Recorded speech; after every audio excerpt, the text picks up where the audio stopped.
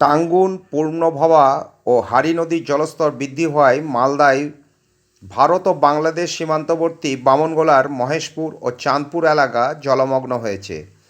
বিস্তীর্ণ এলাকায় জল, বিদ্যুৎ ও চাষের ব্যাপক ক্ষতি হয়েছে। আতঙ্কে গ্রামবাসী। তাপস বিশ্বাসের রিপোর্ট, R7 বাংলা। শুনুন গ্রামবাসীদের বক্তব্য। এখানে কি সমস্যা আছে? অনেক দিন থেকে এই নদী বানটা হওয়ার কথা, কিন্তু হয় না। এখান থেকে অনেক অনেক জায়গা ভেঙে গেছে আমাদের এখানে। ভেঙে যে এখানে জল হয়ে আমরা খুব আতঙ্কে আছি। তাও প্রশাসন আমাদের কোনো দিন আমাদের হেল্প করেনি, কিন্তু দেখাশোনাই করলো না, এর করছে। এখন কি পরিস্থিতি রয়েছে? এখন তো আমরা এখনো ভয়ে এখানে আছি। এখন কি করব? আমরা তো ছোট ছোট নৌকা আছে, ওগুলো দিয়ে আমরা এই ডাঙ্গি থেকে একটু একটু জল আনছি, ওগুলোই খাচ্ছি। সরকার তো আমাদের কোনোই করে না, হেল্প করে না। মানে কি হয়েছে? রাস্তার কি অবস্থা? রাস্তা ভেঙে গেছে, জল বেশি হয়ে গেছে। আমাদের ধান টানগুলো সব তলিয়ে নিয়ে গেল।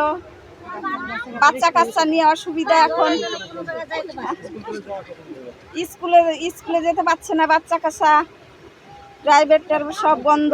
কি চাইছেন এখন আমাদের খুব দরকার, আমাদের নদী বানটা হয়ে যাক বলটা দিয়ে। আপনার নাম? আমার নাম সরস্বতী বিশ্বাস।